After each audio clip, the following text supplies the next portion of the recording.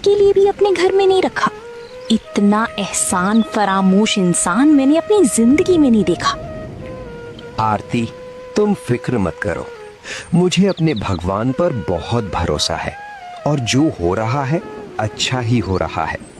अगर ये समय नहीं आता तो मैं रमेश की असलियत कभी पहचान ही नहीं पाता।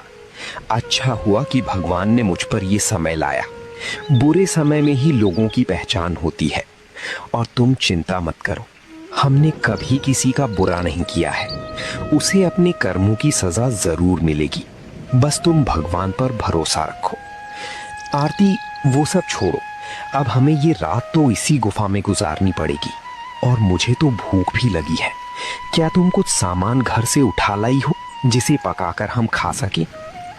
हाँ, मैं थोड़े से चावल साथ में बांध लाई हूँ, हम उन्हें पका कर खा सकते हैं।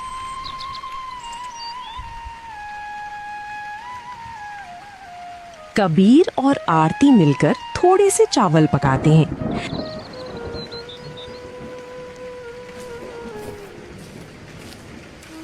तभी अचानक गुफा के बाहर एक साधु बाबा खड़े होते हैं। तुम दोनों इस गुफा में क्या कर रहे हो?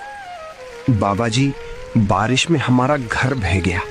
अब हमारे पास रहने के लिए कोई घर नहीं है। हमने पूरे गांव में बहुत जगह बहुत लोगों से मदद मांगी, पर किसी ने हमारी मदद नहीं की। इसी वजह से हमें इस गुफा में रहना पड़ रहा है। कोई बात नहीं बेटा, ये बुरा समय भी टल जाएगा। मैं चलता हूँ। साधु बाबा जाने लगते हैं। अरे बाबा, आप कहाँ जा रहे हो? इतनी बारिश में आप कहाँ जाओगे? एक काम कीजिए, बारिश रुकने तक यहीं हमारे साथ गुफा में ठहर जाइए। जैसे ही बारिश रुकेगी आप चले जाइएगा। और हमने थोड़े से चावल पकाए हैं, आपको भी भूख लगी होगी, आप भी हमारे साथ बैठकर थोड़ा चावल खा लीजिए। बेटा, मैं अब चलता हूँ और खाने के लिए तुम्हारा शुक्रिया।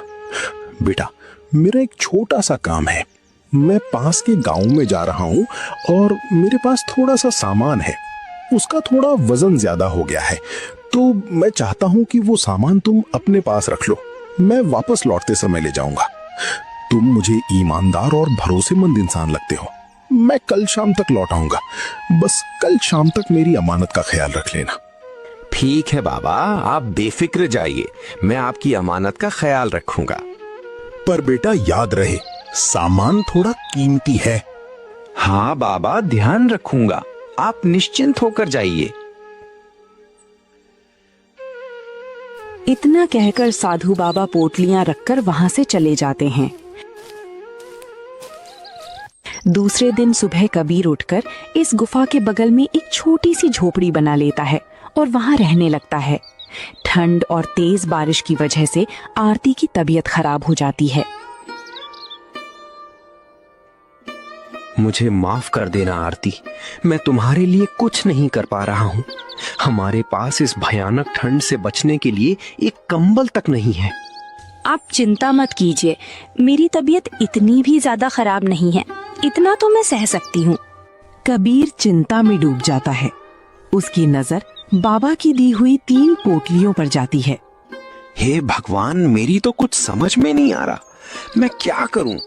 अगर इसी तरह आरती की तबीयत और बिगड़ गई तो मैं क्या करूंगा?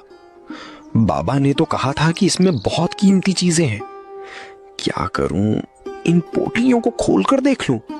जरूर इन पोटलियों में कोई कीमती चीज होगी जिन्हें बेचकर मैं अपना गुजारा कर सकता हूं। पता नहीं बाबा फिर से लौटेंगे या नहीं।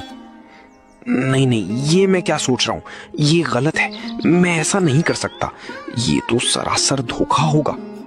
नहीं, बाबा जी ने मुझ पर भरोसा करके ये कीमती सामान यहाँ रखा था। मैं उन बाबा जी को धोखा नहीं दे सकता। चाहे कुछ भी हो जाए, मैं इन पोटलियों को नहीं खोलूंगा। ये उनकी अमानत है और इस पर मेरा कोई अधिकार नहीं है।